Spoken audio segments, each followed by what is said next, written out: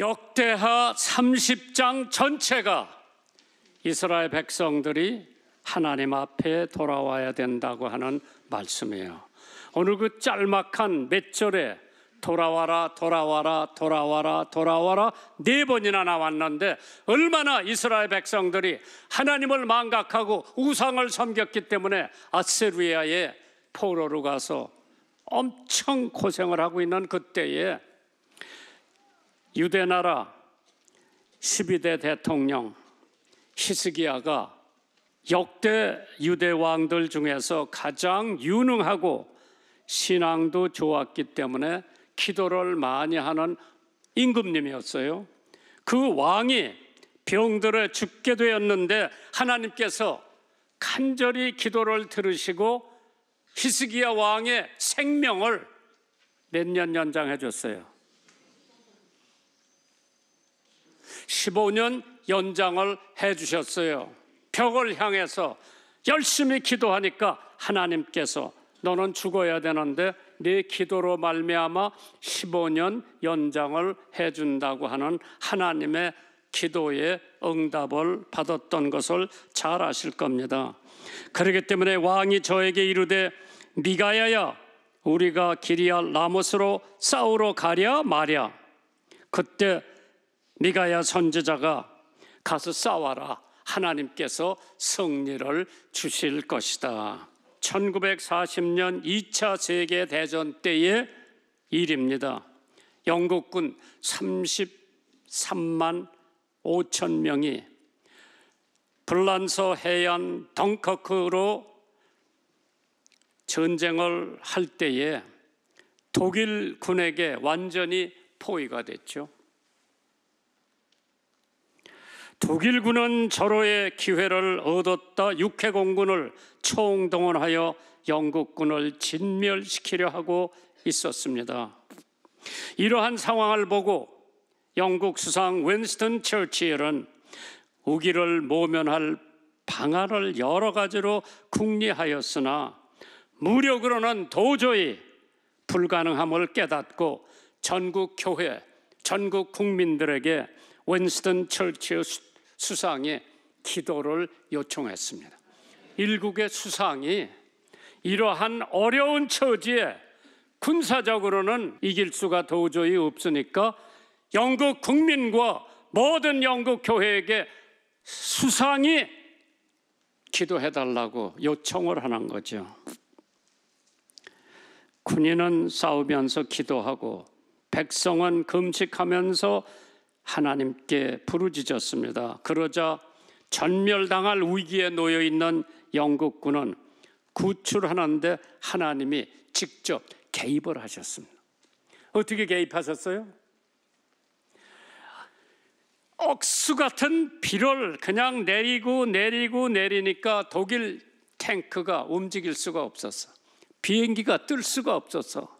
이러한 상황 속에서 영국군은 무사히 영국으로 되돌아가 가지고 다시 전투를 해서 하나님께서 2차 대전에 승리를 할 수 있는 위대한 역사를 해 주셨습니다. 하나님은 우리가 목숨을 걸고 결사적으로 기도한다면 반드시 응답해 주실 것을 믿으시면 아멘 하시기 바랍니다. 미국의 대설교가 헨리 월드 비처라고 하는 목사님은 아침의 기도는 하나님의 자비와 축복의 보호 창고문을 열는 열쇠라고 그랬어요. 저녁 기도는 그의 보호와 안전의 날개로 우리를 가두고 잠그는 자물쇠라고 그랬어요. 오늘 본문에 있는 말씀을 통해서 첫 번째 대지가 있다면 위대한 선포, Great Commandment. 역대하 30장 1절입니다. 히스기야가 온 이스라엘과 유다에 보내고 또 에브라임 므낫세 편지를 보내요. 예루살렘 여호와의 전에 와서 이스라엘 하나님 여호와를 위하여 유월절을 지키라고 하는 명령을 하더랍니다. 6절에 보시면은 보발군이 난 뭔가 몰랐어. 보발군이 전역이래요. 전역. 왜? 군인들이 뭐 메시지 가지고 전선에 가서 전하는 전령. 그때는 텔레비도 없었고 인터넷도 없었고 라디오도 없었고 신문도 없었을 때에 전령을 통해서 임금님의 메시지가 전국에 널리 퍼지는 그러한 시대였죠. 여호와를 위하여 유월절을 지키라고 했습니다. 유월절이 왜 중요합니까? 하나님의 구속의 은총이 이스라엘 백성들에게 임할 때에 왜? 430년 동안 노예 생활을 했어. 우리는 36년 동안 일본 속국에 어려움을 당했지만은 이스라엘 백성들 430년 몇 세대요? 20년을 한 세대로 따진다고 갔다면은 엄청 오래. 그때 하나님께서 그래 바로 왕에게 내가 하나님이라고 하는 것을 보여줄 테니까 한번 봐라. 10번의 재앙을 내려보냅니다. 여러분 출애굽기 한번 읽어보시면 나와요. 메뚜기도 나오고 피물도 나오고 이도 나오고 우박도 쏟아지고 10가지 재앙 중에서 마지막 재앙이 유월절이에요. 3개 계절 중에서 제일 중요한 계절이 유월절이에요. 유월절이 뭐냐? 너는 매년 3차 내게 절기를 지키리라. 너는 무교봉의 절규를 지키라. 남자는 매년 3번씩 주 여호와께 보일지니라. 예수님도 어려서 유월절에는 예루살렘에 가서 지키셨어요. 왜? 3대 명절 중에 가장 중요한 명절이기 때문에 남자 12살 이상이면 다 가서 유월절을 지켜야 돼요. 누가복음 2장 41절에 보면 예수님의 부모 마리아와 요셉이 해마다 유월절을 당하면 예루살렘으로 예수를 데려갔더라. 출애굽기 12장 보면은 유월절에 대한 스토리가 아주 자세히 나옵니다. 그때 내가 그 밤에 애굽 땅에 두루 다니며 사람금과 짐승을 물원하고 애굽 나라 가운데 처음 난 것을 다 치고 애굽으로 모든 신에게 벌을 내리리라. 나는 이걸 볼 때마다 나 막내로 태어난 게 얼마나 감사한지 모르죠. 요셉 목사 미안하지만은 그때 태어났으면은 장남은 다 죽게 돼 있어. 6월절에 어떻게 해서 하나님께서 마지막 10번째 재앙이 6월절 재앙이에요. 하나님께서 모세를 불러서 너 양 한 마리 잡아라. 잡아서 피를 받아라. 피를 받아가지고 그 피를 이스라엘 집 문설주에 3군데만 발라라. 위하고 이쪽하고 바른 쪽에 바르라 그랬어. 뭐를 상징해요? 십자가 상징하지. 여기 하나 바르고 여기 하나 바르고 여기 하나 발랐으니까 십자가를 상징하는데 하나님께서 내가 자정에 너희 나라를 돌아다니면서 피가 없는 곳에는 장자, 짐승이고 사람이고 장자는 다 잡아간다 그랬어. 바로 왕의 장자가 있었겠어요? 없었겠어요? 있었지. 그 장자를 다 자정에 피가 없는 집에는 장자를 데려가고 피가 있는 집에는 장자를 살려준다고 그래서 여러분 그 말 들었을 때 피 갖다 발라요? 안 발라요? 바르지. 그런데 예수님이 구속의 은총, 십자가 마찬가지요. 그래서 6월절이 구속의 은총을 상징하는 것처럼 우리 신약에 예수님이 십자가에 피 흘려 돌아가심으로써 피 흘림 없이는 사함이 없느니라. 그래서 죽음의 천사가 돌아다니다가 피 있는 집에는 성경에 이제 히브리어로 됐겠지. 거기는 파사 넘는다는 거예요. 지나간다고 하는 뜻인데 영어로 I will pass over. 그 피를 보면 내가 그 집을 그냥 넘어간다고 그랬어요. 장남을 죽이지 않고 넘어간다고 그랬어요. 그게 6월절이에요. 피를 보면 넘어간다.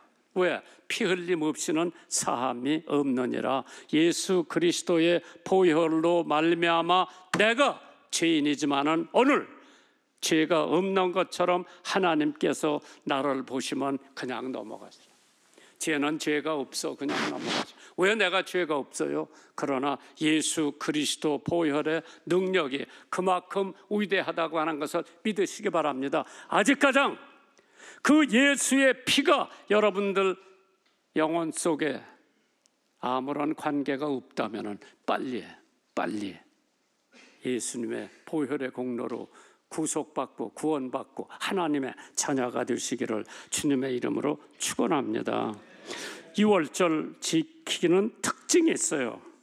역대하 29장 24절에 제사장이 잡아서 그 피로 속죄제를 삼아 단에 들여온 후 이스라엘 위하여 속죄하나니 이는 왕이 명하여 온 이스라엘을 위하여 번제와 속죄제로 드리게 하였음이니라.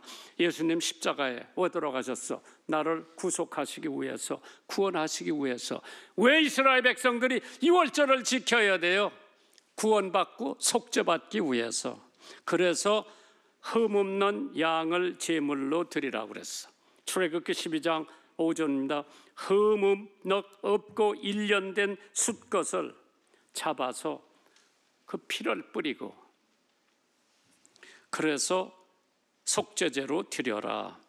예수님도 흠이 없으셨기 때문에 우리들을 구속하시고 죄에서 용서해 주실 수 있지요. 그렇기 때문에 누가복음 11장 53절에 거기서 나오실 때 서기관과 바리새인들이 맹렬히 달라붙어 여러 가지 일로 힐문하고 그 입에서 나오는 것을 잡고자 하여 목을 지켰다고 그랬어요. 예수님이 무슨 그릇된 말이나 하지 않을까? 예수님의 목을 지켰다고 그랬죠. 그래서 요한복음 8장에 너희 중에 누가 나를 죄로 책잡겠느냐? 내가 진리를 말하매 어찌하여 나를 믿지 아니하느냐? 또 양은 죽어야 합니다. 예수님도 죽어야 해요. 십자가에서 그대로 살아남으면 절대 우리 죄를 대속할 수가 없어요. 나를 대신해서, 내 죄를 대신해서 십자가에 돌아가셔야 내가 의인이 되는 거예요. 그 예수를 믿으면은. 그래서 양이 죽었던 것처럼 예수님도 죽어야 하시죠. 왜? 출애굽기 12장 6절입니다. 이달 40일까지 간직하였다가 해질 때 이스라엘 회중이 그 양을 잡았다고 그랬죠. 히브리서 9장 22절에 율법을 쫓아 그의 모든 물건이 피로서 정결케 되나니 피 흘림 없이는 죄사함이 없다고 그랬어요. 예수님의 피 흘림이 내 모든 죄를 사해 주시는 능력. 그래서 피를 적용해야 합니다. 그래서 그 피로 양을 먹을 집 문 좌우 설주에 인방에 바르라고 그랬어요. 예수의 피도 개인적으로 적용되어야 합니다. 피가 다른 것으로 섞여져도 안 돼요. 깨끗한 피, 죄 없는 예수님의 피만이 나의 죄를 속죄하실 수가 있다. 그래서 요한일서 1장 7절에 저가 빛 가운데 계신 것 같이 우리도 빛 가운데 행하면 우리가 서로 사귐이 있고 그 아들 예수의 피가 우리 모든 죄에서 깨끗게 하실 것이라. 그러면 살을 먹으라 그랬어. 양의 살을 먹으라 그랬어요. 예수님의 몸을 상징하는 거죠. 우리가 성찬식 할 때 이것은 내 몸이니 나를 기념하라. 이 잔은 내 피로 세운 새 언약이니 마실 때마다 나를 기념하라. 지금처럼 나라나 사회나 가정이 어려운 처지에 놓여 있을 때 어떻게 해야 되나요? 기도하며 하나님께 도움을 청하는 수밖에 없다는 사실을 오늘 본문에서 찾아볼 수가 있습니다. 예레미야 33장 3절이에요. 여러분들 다 외워두세요. 너는 내게 부르짖으라. 내가 내게 응답하겠고 네가 알지 못하고 크고 비밀한 일을 내게 보이리라. 하나님의 말씀이지요. 마음에 간직하세요. 두 번째로 위대한 메시지, 그레이트 메시지. 뭐가 그렇게 위대해요? 이스라엘의 하나님 여호와께로 돌아오라. 그리하면 저가 너의 남은 자 곧 아수르 왕의 손에서 보여사는 자에게로 돌아오시리라. 성직자가 한 게 아니라 왕의 명령이에요. 왕의 메시지이기 때문에 중요성을 알아야 됩니다. 이 당시에는 무슨 공화국이라는 게 없어, 헌법이라는 게 없어. 그 당시에는 임금의 명령이 법이요. 아니 우리나라 2조 때도 임금님 말이 법이요. 무슨 뭐 헌법이 있고 뭐 민주주의 공화국 없었어. 왕이 지배하는 나라는 왕의 명령이 법이에요. 이때 마찬가지요. 성경에 뭐라고 기록되어 있는 거니? 고린도후서 5장 20절 이러므로 우리가 그리스도를 대신하여 대사가 되어 하나님이 우리로 너희를 권면하시는 것 같이 그리스도를 대신하여 간구하노니 너희는 하나님과 화목하라. 우리 예수 믿는 사람들이 하나님의 대사라고 했어. 그래서 메시지 내용은 간단해요. 역대하 30장 6절에 이스라엘의 하나님 여호와께로 돌아오라. 그것이 임금님의 메시지요. 죽을 뻔했다 살아나는 히스기야 왕이 이스라엘 백성들아 회개하고 하나님 앞으로 돌아와라. 마태복음 3장 2절에 회개하라. 천국이 가까웠느니라. 한경직 목사님, 한국 교회의 사표라 할 수 있는 분입니다. 1973년 1월 2일 한 목사님께서 원로 목사님으로 영락교회에서 추대가 됐죠. 그해 빌그램 목사를 초청해 왔어요. 한경직 목사님께서. 그때 어느 텔레비 인터뷰에서 한경직 목사님 이렇게 말씀하십니다. 건강이 좋지 않아 오래 살 줄 몰랐는데 하나님의 은혜로 지금까지 왔습니다. 은퇴하는 저에게 분에 넘치는 말씀을 해주셨는데 영락교회 목사로서 책임을 다하지 못하여 하나님께 부끄러울 따름입니다. 지금 저는 여러분들 앞에 사과해야 할 일들이 있습니다. 교인들이 어려움을 당할 때 그들의 어려움에 동참하지 못했고 양떼를 두고 도망쳤고 그분들을 제대로 만나지 못한 때가 많았습니다. 그리고 와정 때 저는 신사참배를 한 사람입니다. 교인들에게 용서를 바라면서 은퇴를 하셨습니다. 만군의 여호와 하나님이여 우리를 돌이키시고 주의 얼굴 빛을 비추소서. 우리가 구원을 얻으리라. 하나님 앞에 회개하고 하나님 앞에 항복하세요. Call to surrender. 하나님 앞에 헌신하세요. 8절에 보니까 여호와께 귀순하여 복종하여 순종하여 무조건 항복하라고 그랬어요.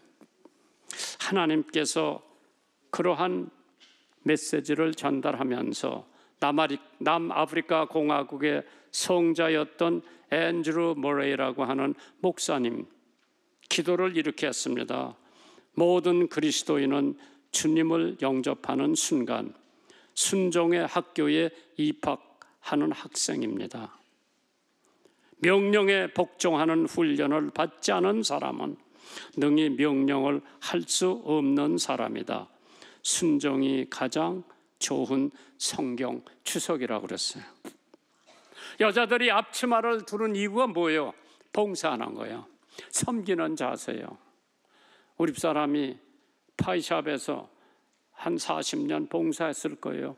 앞치마 입고 몸빼 같은 거 입고 할 때 어떤 사람이 와서 이 학교는 미국 여자를 식모로 쓴다고 얘기까지 할 정도로 열심히 섬기는 자세요. 베드로 5장 5절에 보면 옷을 입으라고 그랬죠. 앞치마 입으라고 그러는 거예요. 일할 태세를 갖추라고 하는 거죠. 그렇기 때문에 베드로가 여러분 모두 겸손의 옷을 입고 서로 섬기라고 그랬어. 하나님께서 왜 예루살렘에 와서 유월절을 지키라고 했냐? 너희들에게 은혜를 끼치고 구속의 은총을 베푼 하나님 앞에 절기를 지키라고 그랬어. 유월절에. 마지막으로 위대한 결과가 나왔죠. 그게 뭐예요? 너희들이 예루살렘에 와서 유월절을 지키면 다시 돌아오면은 너희들의 얼굴을 너에게서 돌이키지 아니하리라. 하나님께서 너의 자녀들, 형제 자매들에게 다시는 포로 생활을 시키지 않겠다는 하나님의 넘치는 축복을 받는다 그랬어. 그래서 하나님의 축복, 여호와께 돌아오면 너의 형제나 너의 자녀가 사로잡히는 자에게서 자비를 입어 다시 이 땅으로 돌아오리라. 형제 자매가 귀향을 합니다. 하나님이 함께 하신다고 했습니다. 돌아오라, 돌아오라. 왜? 자비, 은혜, 긍휼, 축복도 구원도 능력도 넘치게 주신다고 했는데 왜 안 돌아오는 거예요? 예루살렘에 돌아와서 하나님의 구속의 은총 유월절을 지키라고 하셨어요. 돌아갈 때 많은 사람들이 조롱을 할 겁니다. 그러나 걱정하지 말고 돌아와라.